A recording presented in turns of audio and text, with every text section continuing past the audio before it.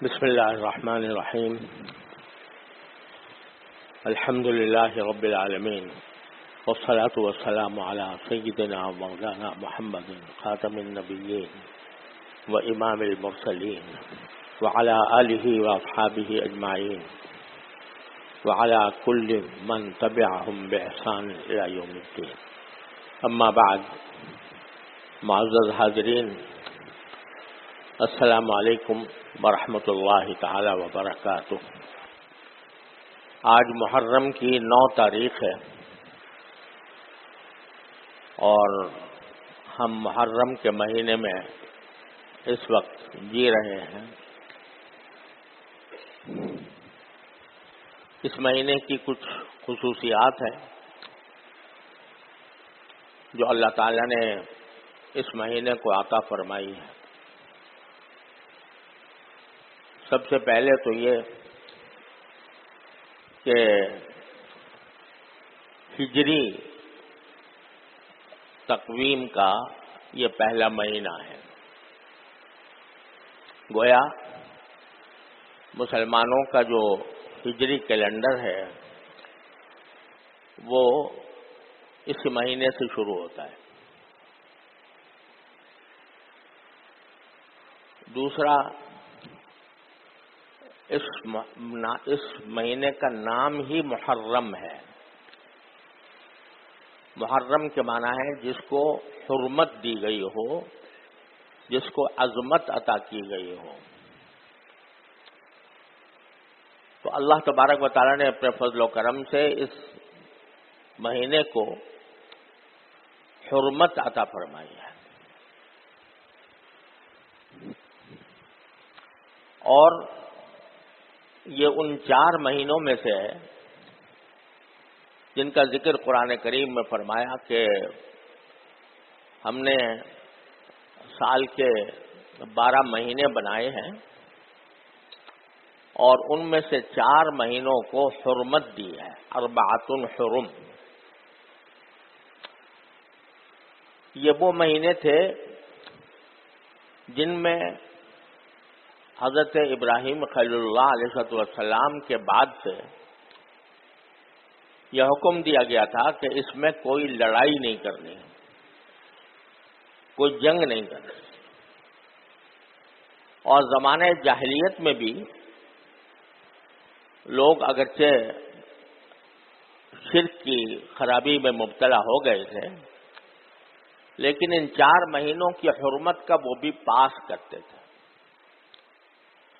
یعنی اگر فرض کرو میدان جنگ سجا ہوا ہے اور گھمسان کی لڑائی جاری ہے قبیلوں کے درمیان، ایک قبیلہ دوسرے قبیلے سے لڑ رہا ہے، تو ان 4 مہینوں میں سے کسی ایک مہینے کا اگر چاند دکھ جاتا تو فوراً جنگ بند کر دیتے تھے، سب بند کر دیتے تھے. وہ 4 مہینے تھے، ایک ذوالقعدہ، دوسرا ذوالحجہ، تیسرا یہ محرم اور چوتھا رجب کا مہینہ. تو ان کو جاہلیت کے زمانے سے بھی معظم مہینے سمجھا جاتا تھا، حرمت والے مہینے سمجھا جاتا تھا، اور اس میں لڑائی کو بالکل بند کر دیا جاتا تھا. اور نبی کریم سرورت عالم صلی اللہ علیہ وسلم کے عہد مبارک میں بھی بڑی حد تک اس کی پابندی فرمائی گئی. تو اس کی خصوصیت یہ ہے کہ اللہ تعالیٰ نے اس کو حرمت والا مہینہ قرار دیا. جنگ جب منع ہے اور قتال منع ہے تو ظاہر بات ہے کہ اگر مسلمان آپس میں لڑائی کریں اس مہینے کے اندر، ایک دوسرے سے برسر پیکار ہوں، ایک دوسرے کے اوپر حملے کریں، ایک دوسرے کو نقصان پہنچائیں، تو ظاہر بات ہے کہ وہ تو بطریق اولا منع ہوگا. عام دنوں میں بھی منع ہے، اس میں اس کی حرمت اور زیادہ بڑھ جاتی ہے. اور پھر ایک فضیلت اس مہینے کی یہ ہے کہ نبی کریم سرورت عالم صلی اللہ علیہ وسلم نے یہ ارشاد فرمایا کہ رمضان کے بعد سب سے زیادہ فضیلت کے روزے محرم کے روزے ہیں۔ محرم کے روزے رمضان کے روزوں کے بعد سب سے زیادہ فضیلت والے روزے ہیں۔ افضل الصیام الی اللہ تعالی بعد رمضان شہر اللہ المحرم او کما قال صلی اللہ علیہ وسلم، اور اس کو شہر اللہ بھی قرار دیا کہ یہ اللہ کا مہینہ ہے۔ تو جس مہینے کو اللہ تعالیٰ اپنے ساتھ نسبت دے دیں وہ ظاہر ہے کہ اس کی عظمت کہیں سے کہیں پہنچ جاتی ہے۔ اس لیے فرمایا کہ سب سے زیادہ رمضان کے بعد سب سے زیادہ فضیلت اس مہینے میں روزہ رکھنے کی ہے، اور خاص طور سے عاشورہ جو کل آنے والا ہے 10 محرم، اس کی روزے کی خصوصی فضیلت نبی کریم صلی اللہ علیہ وسلم نے یہ بیان فرمائی کہ احتسب علی اللہ ان یکفر السنۃ التی قبلہ، کہ مجھے اللہ تعالیٰ کی رحمت سے امید ہے کہ اگر کوئی شخص عاشورہ کا روزہ رکھے تو اس کے 1 سال پہلے کے گناہ اللہ تعالیٰ معاف فرما دیں۔ اور بعض روایات میں یہ بھی آیا ہے کہ صرف پہلے سال کے نہیں، گزشتہ سال کے نہیں، بلکہ 1 سال بعد کے گناہ بھی اس میں معاف کرنے کا ذکر نبی کریم صلی اللہ علیہ وسلم نے فرمایا۔ جو زیادہ صحیح روایتیں ہیں اس میں 1 سال کا، پچھلے سال کا ذکر ہے، اور بعض روایتوں میں 1 سال بعد کا بھی ذکر ہے کہ اس کے گناہ معاف ہو جاتے۔ یہ فضیلت اللہ تبارک و تعالی نے عاشورہ کے روزے میں رکھی ہے۔ اور یہ فضیلت اس طرح بھی ہے کہ شروع میں جب تک رمضان کے روزے فرض نہیں تھے، رمضان کے روزے فرض نہیں ہوئے تھے، تو عاشورہ کے دن روزہ رکھنا فرض تھا، ایسے ہی فرض تھا جیسے رمضان کا روزے فرض ہیں۔ لیکن جب رمضان کے مہینے میں روزہ رکھنے کی فرضیت نازل ہو گئی تو اس وقت اللہ تعالیٰ نے عاشورہ کی فرضیت ختم کر دی اور رمضان کے روزے فرض فرما دیے، لیکن اس کی فضیلت پھر بھی باقی رکھی، اور یہ فرمایا کہ جو شخص اس زمانے میں اس دن روزے رکھے گا تو اس کے 1 سال پہلے کے گناہ معاف ہو جائیں گے۔ یہاں ایک بات اور بھی عرض کر دوں کہ یہ جو مختلف اعمال کے اوپر گناہوں کی معافی کا ذکر آتا ہے، اللہ تبارک و تعالی کی رحمت ایسی ہے کہ ہر نیک عمل پر کچھ نہ کچھ گناہوں کی معافی کا وعدہ کیا گیا ہے۔ جیسے حدیث میں ہے کہ جب آدمی وضو کرتا ہے تو جس عضو کو دھو رہا ہوتا ہے اس عضو سے کیے ہوئے گناہ معاف ہو جاتے ہیں۔ رمضان کے بارے میں یہ آتا ہے کہ جو شخص پورے رمضان کے روزے رکھے تو اس کے پچھلے سارے گناہ معاف ہو جاتے ہیں۔ تراویح پڑھنے والے کے لیے بھی آیا کہ جو شخص تراویح پڑھے رمضان میں کھڑا رہے اللہ تعالیٰ کی عبادت کے لیے، اس کے پچھلے گناہ معاف ہو جاتے ہیں۔ مسجد کی طرف جب چل کر آتے ہیں تو ہر قدم پر گناہوں کی معافی کا ذکر حدیث میں آیا ہے۔ اور یہ عاشورہ کے بارے میں بھی فرمایا کہ عاشورہ کا روزہ رکھنے سے پچھلے گناہ معاف ہو جاتے ہیں۔ اس سے بعض اوقات لوگوں کو غلط فہمی یہ ہو جاتی ہے کہ بھائی چلو یہ تو بڑا اچھا نسخہ ہاتھ آ گیا، گناہ کرتے رہو اور عاشورہ کا روزہ رکھ لیں گے تو بس سارے سال کا کچا چٹا برابر ہو جائے گا، سارے گناہ معاف ہو جائیں گے۔ خوب سمجھ لیجئے کہ یہ مراد نہیں ہے۔ جن گناہوں کی معافی کسی نیکی کی وجہ سے ہوتی ہے اس سے مراد ہے صغیرہ گناہ. گناہ کی دو قسمیں ہوتی ہیں، ایک صغیرہ ایک کبیرہ. صغیرہ کے معنی چھوٹا گناہ، کبیرہ کے معنی بڑا گناہ.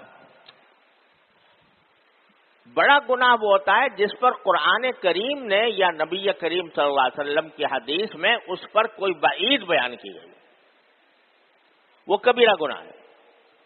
کبیرہ گناہ بغیر توبہ کے معاف نہیں ہوتا. صغیرہ گناہ بے شک اللہ تبارک و تعالیٰ ان اعمال کی بدولت معاف کر دیتے ہیں.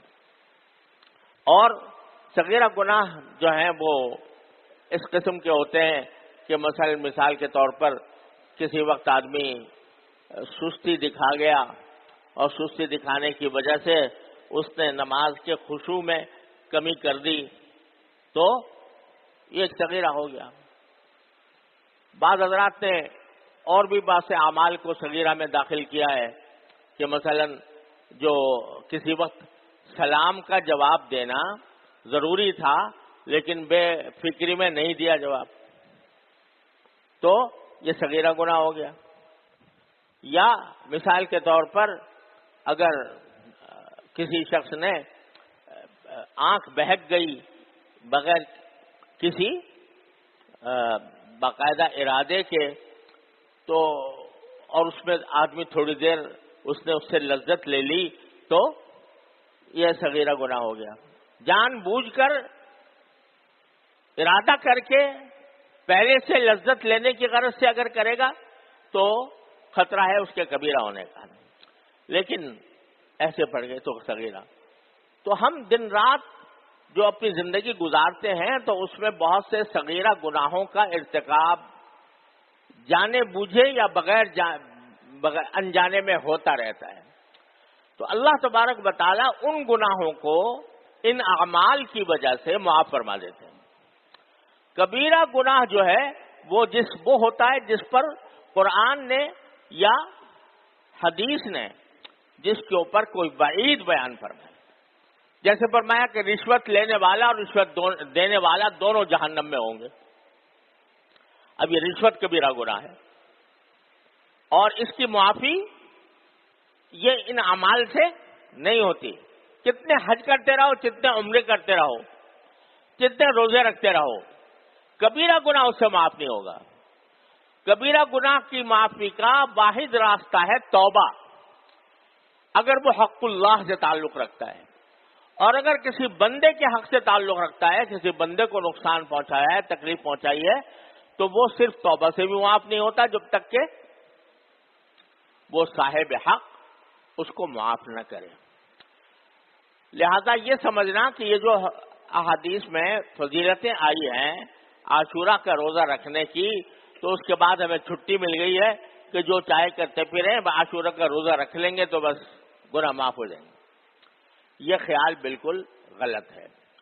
لیکن اس میں کوئی شک نہیں کہ صغیرہ گناہ بھی جو ہے نا یہ کوئی ایسی بات نہیں ہے کہ جس کو معمولی سمجھا جائے. ہمارے حضرت قبلہ مولانا تھانوی قدس اللہ سرہ نے فرمایا کہ صغیرہ گناہ اور کبیرہ گناہ ایسا ہے جیسے کہ چھوٹی چنگاری اور بڑا انگارہ. تو چھوٹی سی چنگاری بھی اگر ہو اور آدمی اس کو اپنے جیب میں رکھ لے تو ہے تو چنگاری لیکن وہ پورے لباس کو جلا دے گی. تو صغیرہ گناہ بھی ایسے نہیں ہیں کہ ان کو نظر انداز کیا جائے یا اس کو معمولی سمجھا جائے، بلکہ فقہاء کرام نے یہ بات بھی لکھی ہے کہ اگر صغیرہ گناہ کا ارتکاب کوئی شخص معمولی سمجھ کر لے کہ چلو بھائی یہ تو معمولی بات ہے کر گزرو تو وہ بھی کبیرہ بن جاتا ہے. لہذا فضیلت اپنی جگہ ہے عاشورہ کی کہ اس کے اندر روزہ رکھنے کا ثواب ایک سال کے پچھلے گناہوں کی معافی کا سبب بن جاتا ہے اور بعض روایتوں میں اگلے سال کے گناہوں کا بھی کفارہ ہو جاتا ہے. یہ تو عاشورہ کی عظیم فضیلت ہے. عاشورہ کے یا محرم کے ساتھ کچھ ہمارے تاریخی مسائل بھی، تاریخی واقعات بھی وابستہ ہیں، اور ان تاریخی واقعات کا بھی اس محرم کے اوپر ایک اثر پڑا ہے۔ سب سے پہلا تاریخی حادثہ جو محرم کی شروع میں پیش آیا وہ حضرت سیدنا فاروق اعظم رضی اللہ تعالیٰ عنہ کی شہادت۔ حضرت فاروق اعظم رضی اللہ تعالیٰ عنہ جو نبی کریم صلی اللہ علیہ وسلم کے دوسرے خلیفہ، وہ خلیفہ جن کے بارے میں آپ نے فرمایا کہ اگر میرے بعد کوئی نبی ہوتا تو عمر ہوتا، جن کے جنت میں آپ نے محل دیکھا اور آ کر بتایا کہ میں نے تمہارا جنت کے اندر محل دیکھا ہے، جن کے بارے میں صراحت یہ فرمائی کہ عمر فی الجنہ، حضرت عمر جنت میں ہیں، ان کی شہادت جو ہے وہ محرم ہی میں ہوئی تھی، محرم کی ابتدا میں، یکم محرم کو۔ ایک یہودی یا نصرانی تھا یا بنیاد یہودی تھا، اس نے چھپ کر حضرت فاروق اعظم رضی اللہ تعالیٰ عنہ پر وار کیا تھا جبکہ آپ نماز فجر کے لیے تشریف لائے تھے، اور اسی وار کے نتیجے میں حضرت فاروق اعظم رضی اللہ تعالیٰ عنہ کی پھر وفات ہوئی۔ یہ افسوسناک اور اندوہناک اور ملت کے لیے عظیم سانحہ وہ اسی محرم میں پیش آیا۔ پھر دوسرا عظیم سانحہ جو خاص عاشورہ میں پیش آیا وہ حضرت سیدنا حسین رضی اللہ تعالیٰ عنہ کی شہادت۔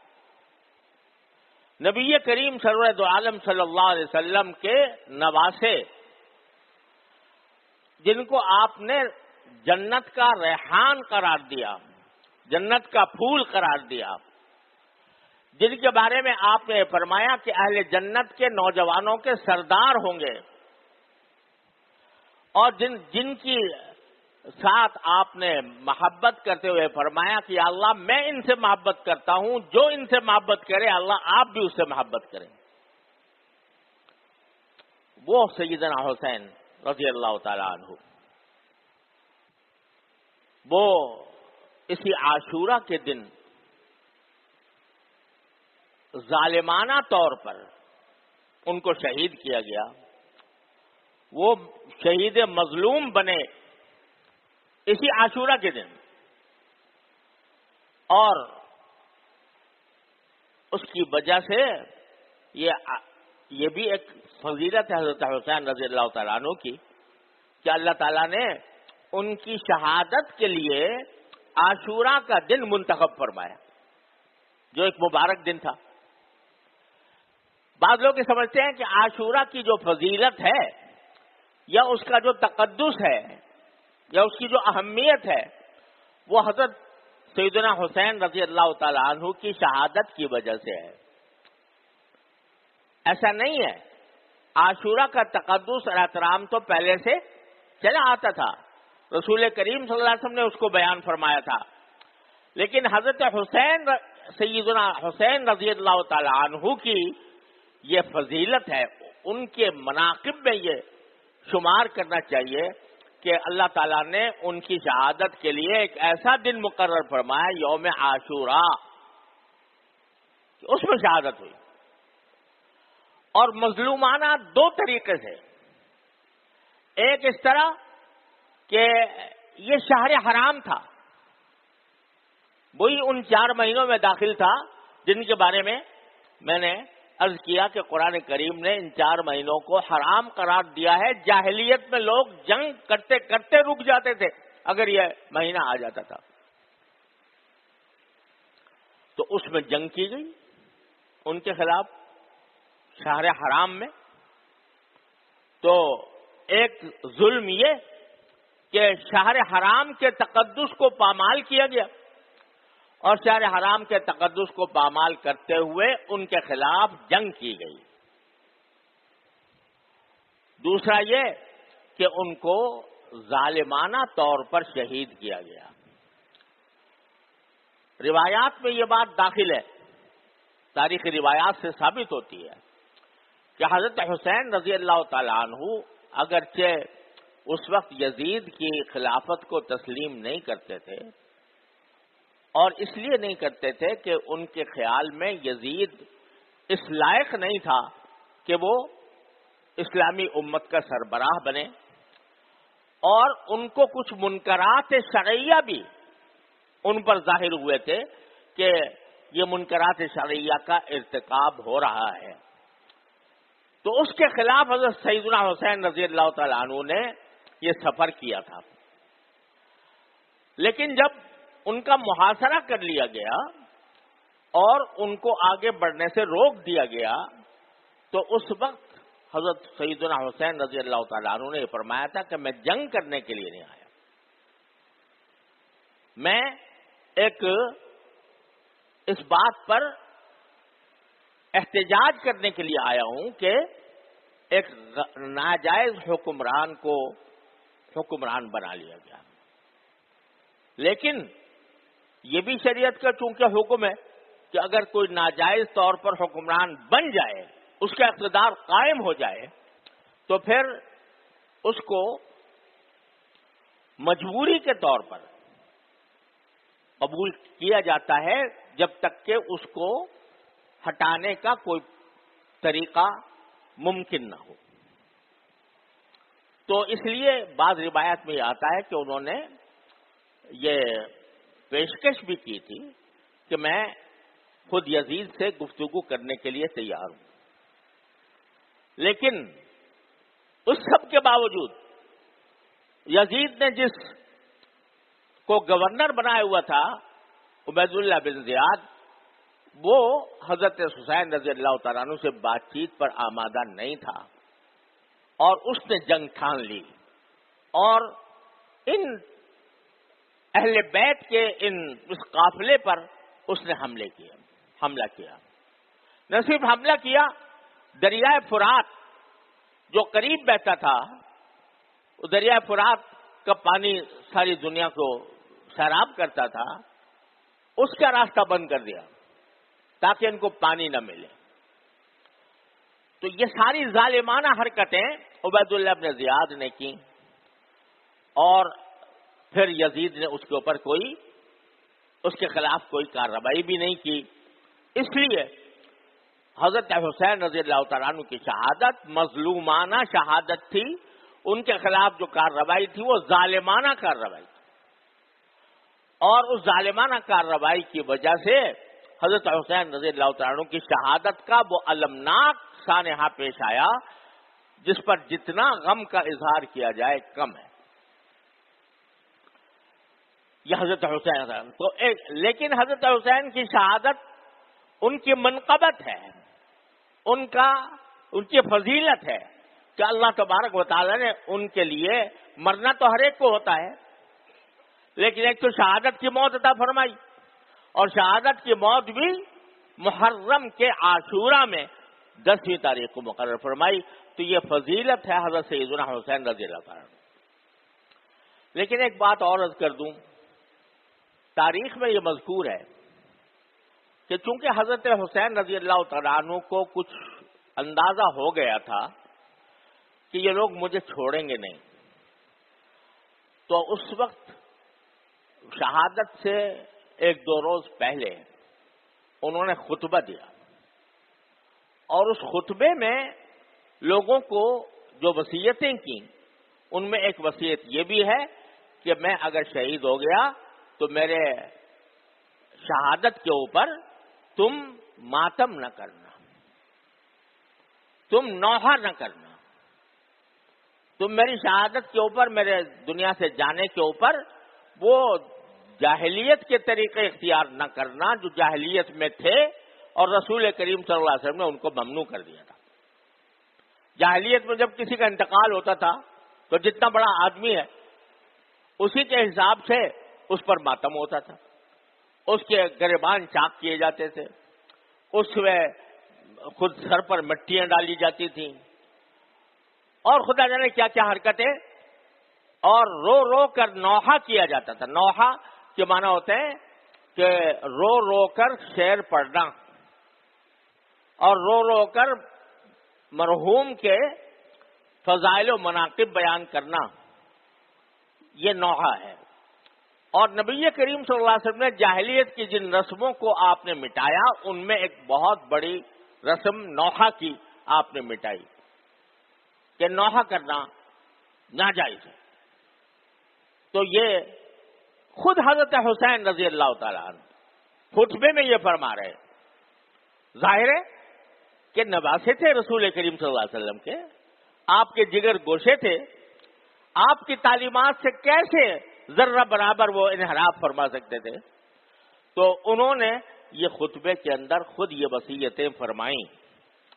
افسوس ہے کہ ان کی ساری وصیتوں کو پس پش ڈال کر ایسی رسمیں ایجاد کر لی گئیں کہ جس کے نتیجے میں خود نہ صرف رسول کریم صلی اللہ علیہ وسلم کے ارشادات کی نفی ہوتی ہے, خود حضرت حسین رضی اللہ تعالیٰ عنہ کی وصیت کی نفی ہوتی ہے.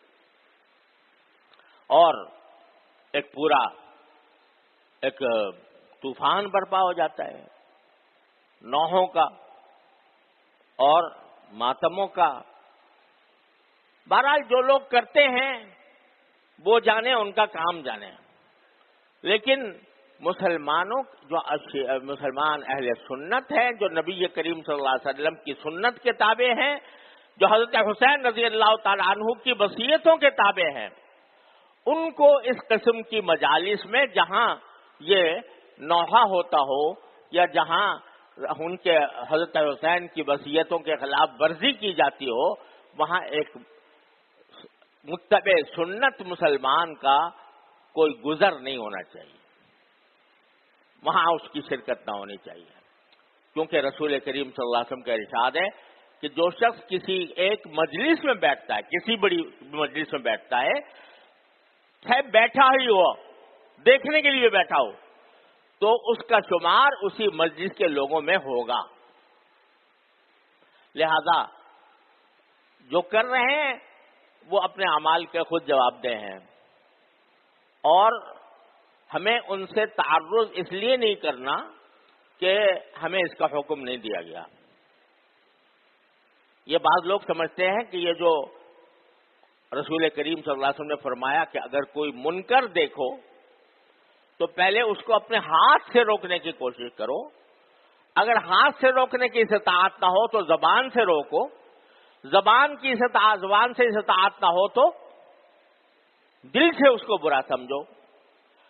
تو اس کی تفسیر اصل میں یہ ہے کہ جو صاحب اقتدار ہے, جس کو اقتدار حاصل ہے کسی حصے پر, اس کا یہ فرض ہے کہ اگر وہ اپنے زیر اقتدار علاقے میں کوئی منکر دیکھتا ہے تو اس کو ہاتھ سے روکے, قوت سے روکے.